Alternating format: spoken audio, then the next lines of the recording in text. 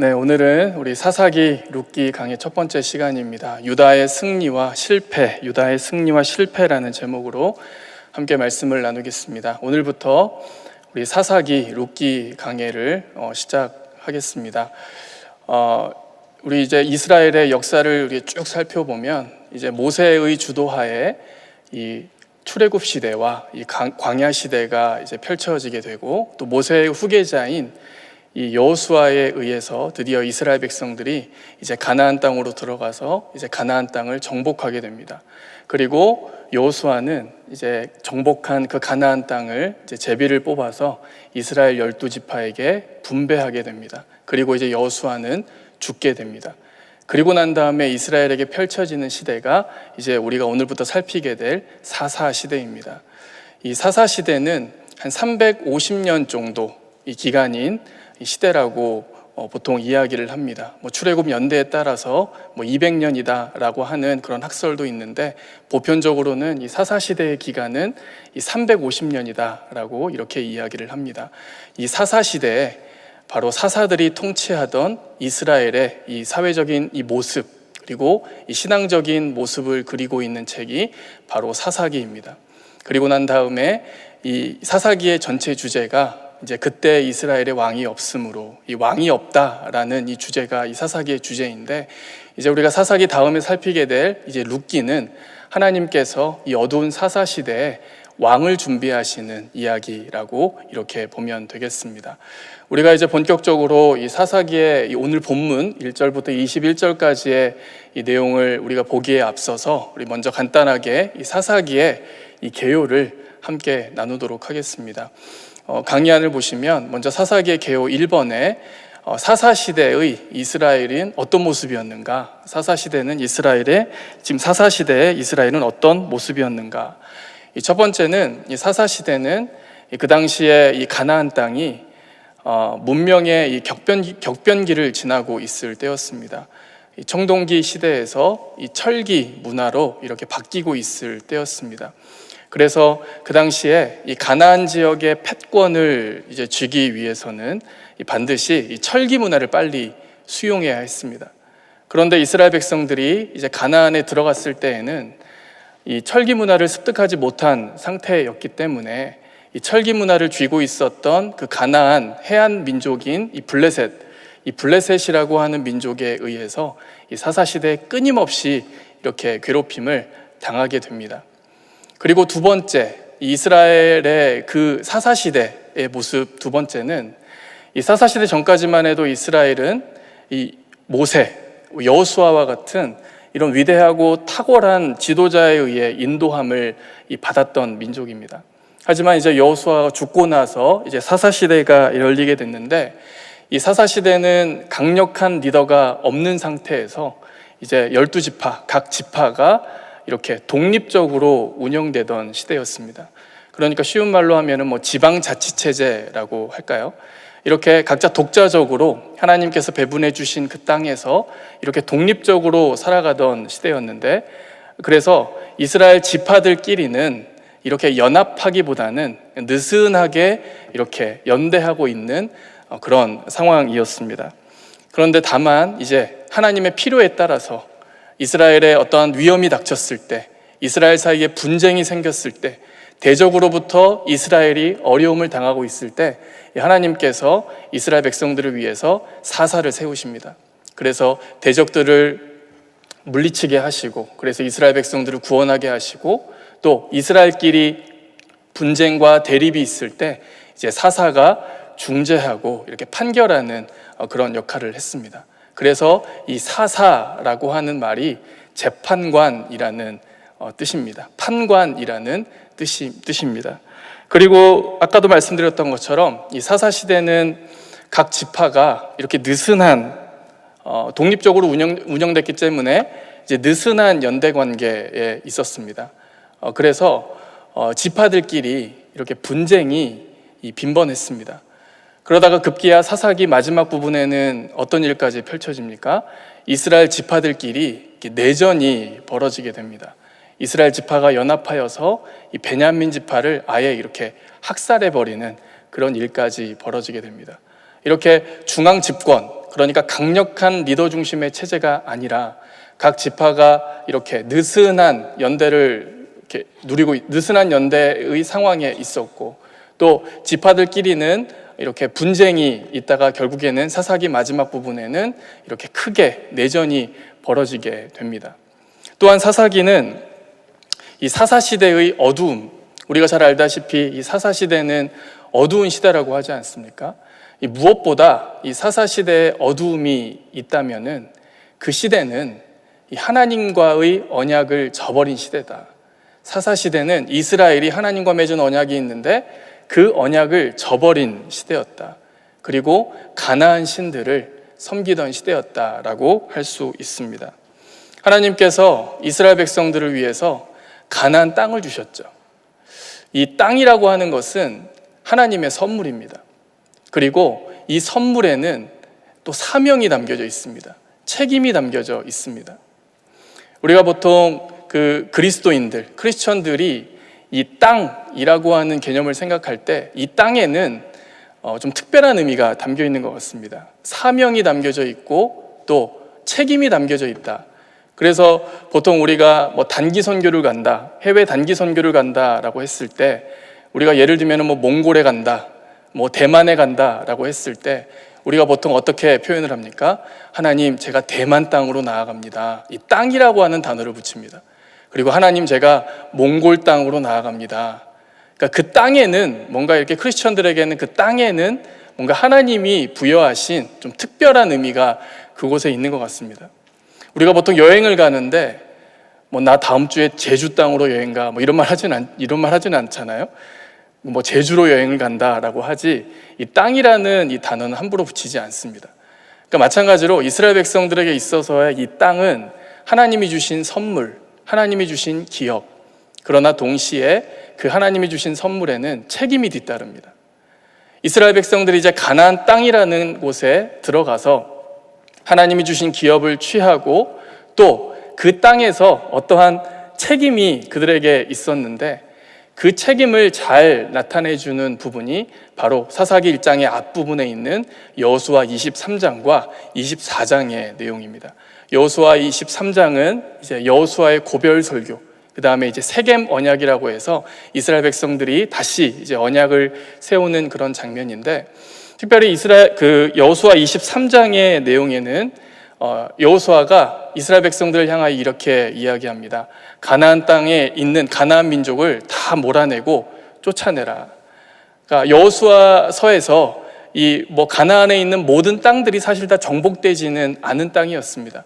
여호수아 사후에도 여전히 남아서 마저 이스라엘 백성들이 정복해야 하는 땅이 있었는데, 여호수아는 이제 남겨진 이스라엘 백성들을 향하여서 남은 가나안 민족을 반드시 멸하라, 쫓아내라, 이렇게 이야기를 합니다.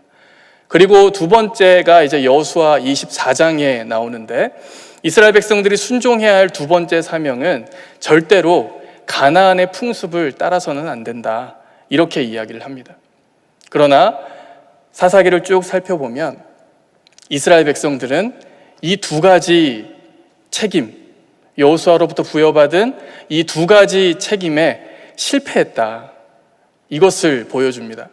오히려 이스라엘 백성들이 가나안 땅에 들어가 그 땅을 하나님화, 거룩한 땅으로 만들어야 할 책임을 그들이 가지고 있었는데, 그들은 오히려 가나안 땅에 들어가 이스라엘 백성이 가나안화 되어가는 과정을 보여줍니다. 그 과정을 잘 보여주는 책이 바로 사사기라고 할 수 있습니다. 그래서 사사기 기후 마지막 부분에 이제 사사기를 기록한 목적을 몇 가지로 정리한다면, 첫 번째 목적은 왜 이스라엘 백성들이 약속의 땅에 들어갔음에도 불구하고 그 땅에서 실패했는가, 안식을 누리지 못했는가, 이 부분을 가르쳐주기 위함입니다. 왜 이스라엘 백성들이 그 땅에서 안식을 누리지 못했습니까? 약속의 땅에 들어갔음에도 불구하고 그들이 실패했던 이유가 무엇입니까? 그것은 하나님과의 언약을 저버렸기 때문이라는 것입니다. 그리고 두 번째 사사기를 기록한 목적은, 이렇게 이스라엘 백성들이 연약함에도 불구하고 하나님은 신실하셔서 이스라엘 백성들을 구원하시는 그 하나님의 신실한 사랑을 드러내기 위해서 사사기를 기록했습니다. 우리가 지난주 주일 말씀에서도 들었지만 하나님의 인자하심은 인간의 그 어떤 반역보다도 크다. 이것이 우리의 희망이라고 이야기를 듣지 않았습니까? 마찬가지로 이 사사기의 내용이야말로 인간의 반역보다 더 크신 하나님의 신실하심, 하나님의 사랑을 잘 드러내는 책이라고 할 수 있습니다. 그리고 마지막으로 사사기를 기록한 목적은 왕이 필요하다. 왕정제도의 정당성을 확보하기 위해서 사사기를 기록했습니다. 이렇게 이스라엘 가운데 많은 혼란과 어두움이 있는 이유는 그때 이스라엘에 왕이 없으므로, 이스라엘에 왕이 필요하다, 왕정제도가 꼭 필요하다라는 것을 보여주기 위함입니다. 그래서 사사기는 여호수아의 후속편이자 동시에 이 왕정제도가 시작하는 사무엘서의 전편이라고 할 수 있습니다. 그리고 아까 말씀드렸던 것처럼 룻기는 바로 이러한 어두운 상황 가운데 하나님께서 우직하게, 하나님께서 이렇게 내밀하게 왕을 준비하고 계시는 그 하나님의 계획, 하나님의 섭리를 보여주는 책이 바로 룻기라고 할 수 있습니다. 우리가 이것을 기억하면서 우리 오늘 본문을 함께 나누어 보도록 하겠습니다. 먼저 이 사사기는 이 서론이 두 개입니다. 이 사사기는 이 서론이 두 부분인데 강의 안에도 써져 있지만 첫 번째 이 서론은 1장 1절부터 2장 5절까지의 내용입니다. 이 두 개의 서론이 보여주는 것은 결국에는 이스라엘 백성들이 가나안에서 실패했다라는 것을 축약해서 보여주는 내용이라고 할 수 있습니다. 첫 번째 서론은 1장 1절부터 2장 5절까지. 여기에서 보여주는 내용은 아까 이제 여호수아서 23장과 연결이 되는데 23장의 명령이 무엇이었습니까? 가나안 민족을 쫓아내라. 가나안 민족을 멸하라. 남은 가나안 땅을 마저 차지해라. 정복해라. 라고 하는 명령이었는데 첫 번째 서론이 보여주는 것은 바로 이러한 명령에 실패했다라는 것을 보여주는 것입니다. 한마디로 군사적인 명령, 군사적으로 이스라엘 백성들이 실패했다라는 것을 보여줍니다. 그리고 두 번째 서론이 2장 6절부터 3장 6절까지인데 여기는 또 여호수아 24장과 연결된다고 할 수 있습니다. 이 부분에서 나오는 내용은 이스라엘이 신앙적으로 실패했다. 이스라엘이 배교했다. 그들이 가나안 풍습을 좇았다라는 것을 보여주는 내용입니다. 그래서 첫 번째 서론은 여호수아 23장의 명령에 실패했다. 그리고 두 번째 서론은 여호수아 24장의 명령에 실패했다라는 것을 보여줍니다. 오늘 본문 1절부터 21절까지의 이 내용은 바로 이 첫 번째 서론의 한 부분이라고 할 수 있습니다. 이 가나안을 들어가서 가나안을 쫓아내지 못하는 이스라엘의 실패, 특별히 오늘은 이스라엘 12지파 가운데 유다 지파와 이 베냐민 지파 그리고 시므온 지파의 모습을 보여주는데 특별히 오늘은 이 유다 지파를 중심으로 함께 말씀을 나누어 보려고 합니다. 우리 먼저 1절을 보시면 여호수아가 죽은 후에라는 말로 시작합니다. 여호수아가 죽은 후에. 이 여호수아가 죽은 후에라는 표현은 이 사사기의 배경을 보여주는 굉장히 중요한 표현입니다. 아까도 말씀드렸던 것처럼 사사시대 전까지만 해도 이스라엘은 이 모세와 여호수아라는 탁월한 지도자에 의해서 이끌림을 받았는데 이제는 여호수아가 죽은 후에 새로운 시대, 사사시대가 열립니다. 이러한 강력한 지도자가 없는 상태에서 여전히 가나안 땅에 정복해야 하는 땅이 남아있는데 그 남아있는 정복전쟁을 이제 지도자가 없는 상태에서 치러야 하는 이스라엘의 모습을 보여줍니다. 바로 이러한 상태에서 이스라엘이 하나님께 질문합니다. 1절 후반부를 보시면 이스라엘 자손이 여호와께 여쭈어 이르되 우리 가운데 누가 먼저 올라가서 가나안 족속과 싸우리이까? 이 질문 속에는 염려가 들어있습니다. 두려움과 걱정이 들어있습니다. 우리가 남아있는 가나안을 정복해야 하는데 우리에겐 지도자가 없다. 어떻게 해야 합니까? 하나님께 이렇게 질문합니다. 이렇게 사사시대의 배경을 이해함에 있어서 우리가 꼭 기억해야 할 것은 지금 이스라엘에 지도자가 없다. 이스라엘에 여호수아와 같은 모세와 같은 지도자가 없다라고 하는 이 보이는 탁월한 지도자가 없다라고 하는 이 배경을 이해하는 것이 굉장히 중요합니다. 이스라엘은 지금 지도자가 없는 상황인데 눈에 보이는 지도자가 없는 상황인데 이러한 상황 가운데서 이스라엘이 취할 수 있는 두 가지 길이 있습니다. 첫 번째 길은 눈에 보이는 지도자는 없지만, 보이진 않지만 실질적인 왕이 되시는 하나님을 왕으로 삼는 것입니다. 하나님을 자신들의 실제적인 왕, 참된 왕으로 삼는 것입니다. 어쩌면 하나님께서는 사사시대를 통해서 이스라엘 백성들이 이 모습을 갖기를 원하셨을 것 같습니다. 보이는 사람의 영향력이 아니라 보이지 않는 하나님의 영향력 안에 사는 이스라엘 백성들. 이것을 어쩌면 훈련시키시기 위해서 이스라엘 백성들에게 사사시대를 허락하신지도 모르겠습니다. 그리고 두 번째 길이 있습니다. 두 번째 길은 보이는 왕이 없으니까 보이지 않는 실질적인 왕이신 하나님을 따르는 것이 아니라 보이지 않는 하나님을 따르지 않고 결국에 자기 소견대로 살아가는 모습. 그러니까 하나님을 왕으로 삼지 않았을 때의 위험성이 동시에 있습니다. 안타깝게도 이스라엘 백성들은 어떠한 길을 선택합니까? 두 번째 길을 선택합니다. 하나님을 왕으로 삼지 않고 자기 소견에 오른 대로 살아가는 모습. 그래서 그때 이스라엘의 왕이 없으므로 라고 하는 이 사사기를 나타내는 표현은 어쩌면 두 가지 의미를 갖고 있다고 생각합니다. 첫 번째는 진짜 왕이 없다, 이스라엘 백성에. 그래서 왕정제도가 필요하다라고 하는 것을 나타내는 표현이기도 하지만 동시에 이스라엘의 실질적인 왕이신 하나님을 왕으로 그들이 인정하지 않았다. 그들이 하나님을 왕으로 인정하지 않았다라는 것을 나타내는 표현일지도 모르겠습니다. 이렇게 이스라엘 백성들이 지도자가 없는 상태에서 누가 먼저 가나안 족속과 싸우러 올라가야 합니까? 라는 이 하나님께 질문했을 때 하나님께서는 무엇이라고 답합니까? 2절 말씀을 보시면 여호와께서 이르시되 유다가 올라갈지니라. 하나님께서는 유다 지파를 지명하십니다. 창세기 49장에 보면은 이 야곱의 축복에서 이 유다 지파를 향한 축복이 되게 기가 막히죠. 너는 형제를 다스리는 지파가 될 것이다. 바로 이러한 축복에 걸맞게 하나님께서는 지도자가 없는 상태에서 유다 지파가 이제 정복 전쟁에 앞장설 것을 이렇게 이야기하고 있습니다. 그런데 3절 말씀을 보시면 유다가 시므온에게 동맹을 제안하는 모습입니다. 유다가 그의 형제 시므온에게 이르되 내가 제비 뽑아 얻은 땅에 나와 함께 올라가서 가나안 족속과 싸우자. 유다 지파가 시므온 지파에게 동맹을 제안하는 장면입니다. 강의 안에 지도를 보시면 유다 지파의 땅, 그 다음에 시므온 지파의 땅이 보이시죠?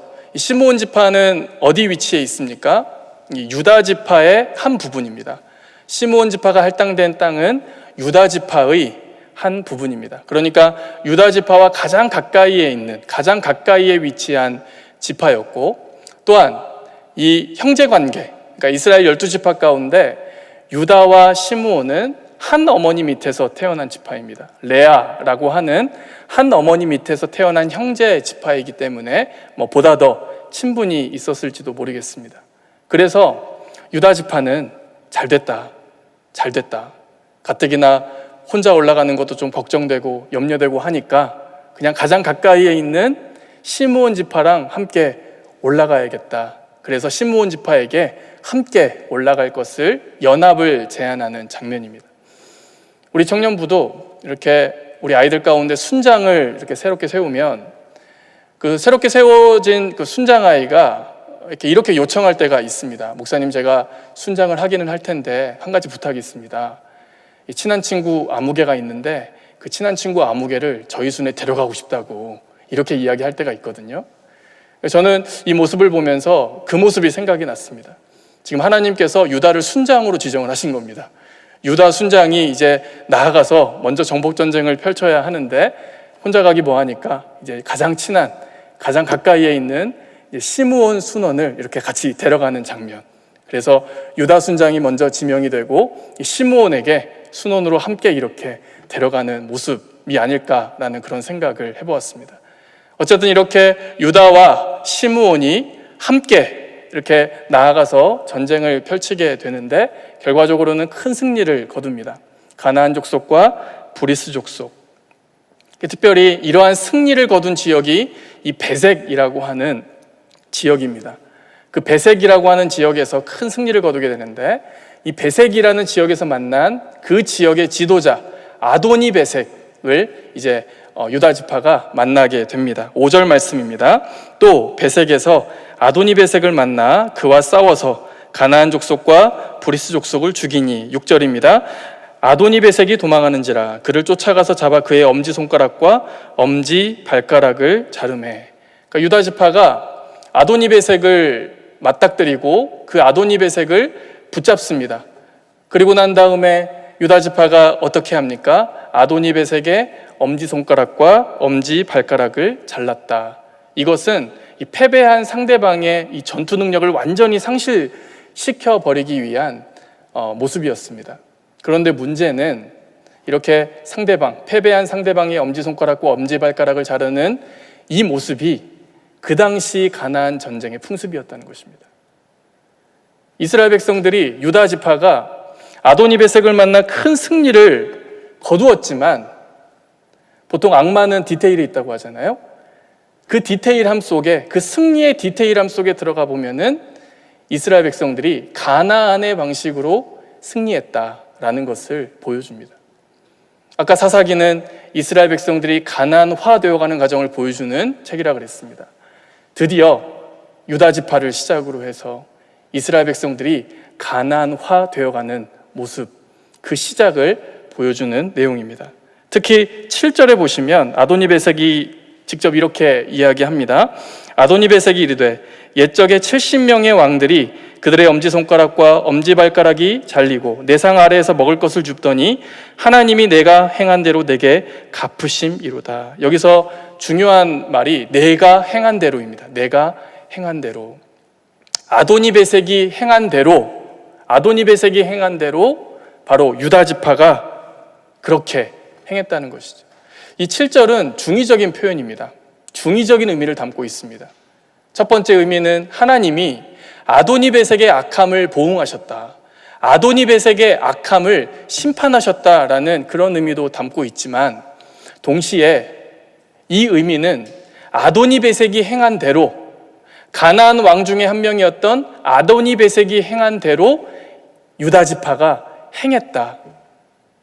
이스라엘 백성이, 유다 지파가 가나안화 되어가는 모습을 보여주는 구절이 바로 이 구절입니다. 그리고 8절을 보시면 이제 유다 지파가 예루살렘을 공격하고 불사릅니다. 예루살렘을 불사르기는 했지만 결과적으로 온전한 정복은 아니었습니다. 나중에 다윗에 의해서, 사무엘 하에 보면은 다윗에 의해서 그때서야 비로소 예루살렘이 온전히 정복됩니다. 그러니까 이 8절에서의 모습도 예루살렘을 공격하기는 했지만 온전한 정복은 아니었음을, 부분적인 순종, 부분적인 정복이었음을 보여주는 내용입니다. 여기까지는, 바로 이 부분까지는 유다 지파가 자신들이 분배받은 땅에서 이 북쪽 지역에서 치른 전쟁의 이야기입니다. 이 전쟁을 한마디로 요약하면은 어떻게 요약할 수 있겠습니까? 승리했지만 그 디테일함 속에는 가나안화 되어가는 모습. 승리하기는 했지만 그 디테일함에 악함이 있는 모습을 우리는 볼 수 있습니다. 그리고 난 다음에 이야기는 남쪽으로 향하게 됩니다. 9절에 보시면 그 후에 유다 자손이 내려갔다라는 표현은 이제 남쪽으로 향한다. 산지와 남방과 평지에 거주하는 가나안 족속과 싸웠고, 남쪽에 이제 이야기를 펼쳐지게 되는데, 이 남쪽 이야기의 주인공은 유명한 갈렙과 온니엘입니다. 갈렙과 온니엘이 승리를 거둔, 드빌 전투에서 승리를 거둔 이야기입니다. 그런데 이 내용은 여호수아 15장에 이미 언급된 내용입니다. 똑같은 내용이 다시 한번 여기에 담겨져 있습니다. 다시 한번 사사기의 저자가 이 드빌 전투의 승리를 이곳 가운데 담은 이유는 유다 지파의 승리 가운데 가장 위대한 승리가 바로 이러한 승리이기 때문입니다. 갈렙과 온니엘이 드빌 전투에서 승리한 이야기이기 때문입니다. 이 이야기를 간략하게 요약을 하면 12절 보시면 갈렙이 이야기합니다. 기럇세벨, 드빌의 다른 이름이죠. 기럇세벨을 점령하는 자에게 내 딸 악사를 아내로 맞이하게 해주겠다. 그런데 13절에 온니엘이 그 전투에서 승리하여서 악사를 아내로 이렇게 맞이하게 되죠. 그리고 이어서 14절에 보면은 악사가 이제 출가하기 전에, 시집가기 전에 자신의 남편인 온니엘에게 이렇게 이야기합니다. 여보, 아빠에게, 갈렙 아버지에게 밭을 달라고 합시다. 이렇게 이야기합니다. 밭을 달라고 합시다. 그러면서 그 다음에 15절에 보시면은 아예 악사가 직접 아버지에게, 아버지 갈렙에게 나와서 이런 부탁을 하는 내용입니다. 남방에서, 이제 자신이 이제 남방으로 향하게 될 텐데, 남방에서 먹고 살 수 있도록 자신들에게 샘물을 주십시오. 샘을 주십시오라고 이렇게 부탁합니다.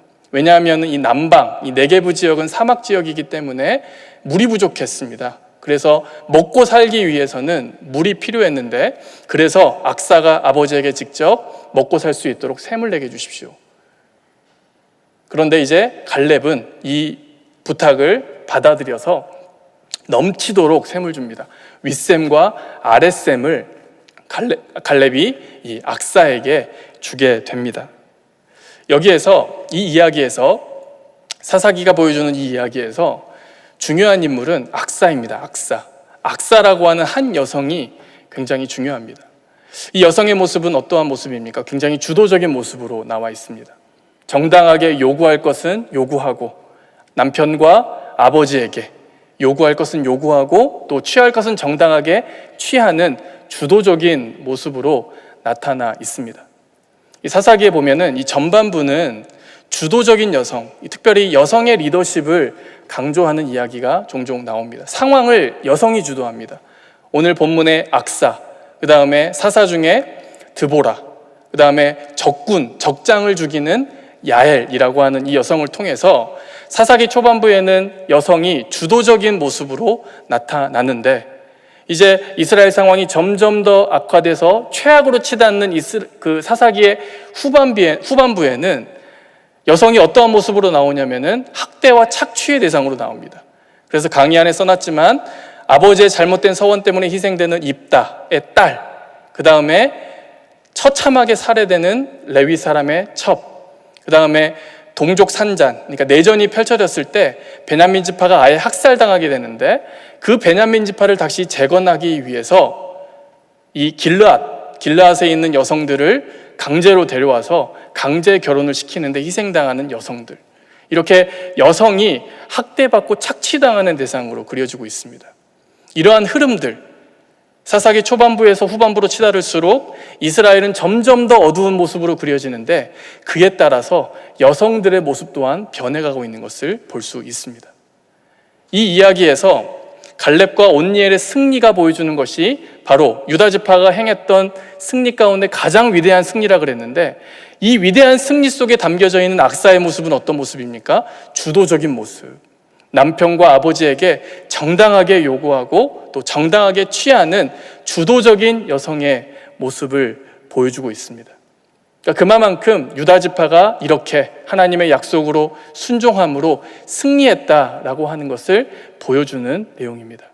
이렇게 유다 지파가 계속해서 전쟁에 쭉 승리해 가게 되는데요, 19절을 보시면 드디어 이제 유다 지파의 실패가 나옵니다. 19절을 보시면 여호와께서 유다와 함께 계셨으므로 그가 산지 주민을 쫓아내었으나 골짜기 주민들은 철병거가 있으므로 그들을 쫓아내지 못하였으며. 여러분, 하나님이 함께 계셔서 산지 주민들은 이스라엘 백성 유다 지파가 쫓아내었다라고 이야기합니다. 그러나 골짜기 주민들은 유다 지파가 쫓아내지 못했다. 원인이 무엇입니까? 그들이 철병거를 가졌기 때문이다. 초두에 말씀드렸지만 이 사사시대는 문명의 격변기였기 때문에 이 철기 문화를 빨리 쥐는 쪽이 가나안 지역에 패권을 줄 수 있었습니다. 그런데 이 골짜기 주민들은 이미 철기 문화를 수용했던 것 같습니다. 철을 사용하고 있었던 것 같습니다. 그런데 이 철병거를 보고 유다 지파가 두려움을 느끼기 시작한 것입니다. 그래서 하나님의 명령, 분명히 가나안 민족을 쫓아내라, 멸하라 라고 이렇게 이야기했지만, 그 철병거에 대한 두려움 때문에 그 말씀에 순종하지 못하는 유다 지파의 모습, 유다 지파의 실패를 보여주고 있습니다. 여러분, 유다 지파는 그동안 어떻게 승리했었습니까? 유다 지파가 무엇으로 승리했었습니까? 하나님의 약속으로 승리했었습니다. 철병거가 아니었습니다. 앞선 무기 때문이 아니었습니다. 하나님의 약속을 붙들고 그들이 싸웠을 때 그들은 승리를 거둘 수 있었고, 지금의 승리도 하나님의 약속 때문에 거둔 승리이고, 앞으로 유다 지파가 거둘 승리 또한 하나님의 약속, 그 땅을 내가 너희에게 주겠다, 하나님께서 그 땅을 너희에게 주셨다라고 하는 이 약속을 붙들 때라야 유다 지파가 승리할 수 있었는데, 이 하나님의 약속을 붙잡아야 하는 이 전쟁의 승리 방식을 유다 지파가 잊어버린 것입니다. 철병거의 두려움 앞에서 그들이 잊어버린 것입니다. 그래서 이어진 20절을 보시면 사사기 저자는 갈렙이 승리했던 것을 다시 한번 언급하고 있습니다. 하나님의 약속을 붙들고 승리했던 이 갈렙의 승리의 모습을 다시 한번 언급하면서 무엇을 꾸짖는 것입니까? 유다의 불신앙, 철병거 앞에서 두려움 때문에 순종하지 못하는 유다 지파의 불신앙을 꾸짖고 있는 것입니다. 갈렙의 순종, 유다의 불순종, 이것을 대조시키고 있습니다. 사랑하는 성도 여러분, 우리는 무엇으로 싸워야 하는 존재들입니까? 우리 그리스도인은 무엇으로 싸워야 하는 존재들입니까? 우리에게 닥치는 많은 문제와 고난과 시험과 환난, 어쩌면 우리에게 영적인 싸움을 걸어오는 많은 것들, 우리가 무엇으로 싸워야 하는 것입니까? 우리는 하나님의 약속으로 싸우는 존재들이라는 것입니다. 유다 지파 또한 끝까지 하나님의 약속으로 싸워야 했음에도 불구하고 그 전쟁의 승리 방식을 유다 지파는 잊어버렸습니다. 하나님의 약속보다 철병거를 더 두려워했을 때 사사시대의 혼란은 시작되었습니다.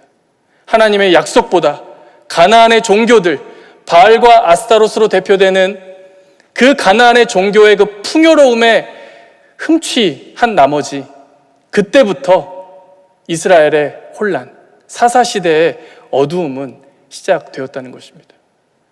우리에게 혼란은 어떻게 시작됩니까? 하나님의 약속보다 세상을 더 두려워하기 시작할 때, 하나님의 약속보다 가나안, 세상이 주는 풍요로움을 우리가 더 흠취하게 될 때, 거기를 더 흠모하게 될 때 우리의 삶의 혼란이 시작된다는 것입니다.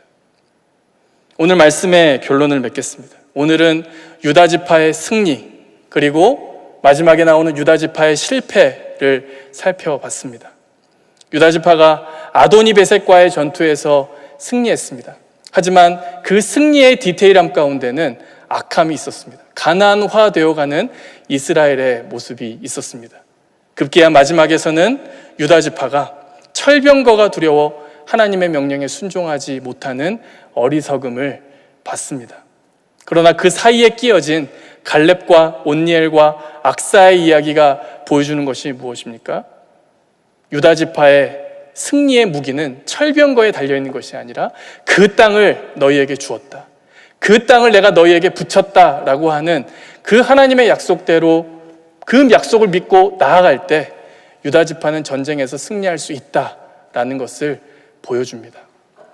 그리스도인은 무엇으로 싸워야 하는 존재입니까? 그리스도인은 혈과 육으로 싸우는 존재들이 아닙니다. 그리스도인은 철병거로 싸우는 존재들이 아닙니다. 하나님의 약속을 믿고 하나님의 약속을 믿는 믿음, 그 믿음이 있을 때 비로소 우리는 승리할 수 있습니다. 그래서 그리스도인은 우리 힘으로 애써서 우리가 거두는 승리가 아니라 하나님이 주시는 승리, 하나님이 우리에게 주시는 그 승리를 추구하는 존재가 바로 그리스도인이라는 것입니다. 요한일서에 하나님이 그 말씀 속에 이러한 약속이 있지 않습니까? 무릇 하나님께로부터 남자마다 세상을 이기느니라. 세상을 이기는 승리는 이것이니 우리의 철병거가 아니라 우리의 믿음이니라. 우리가 다시 한번 하나님의 약속으로 돌아가기를 원합니다. 하나님의 약속을 붙들기를 원합니다.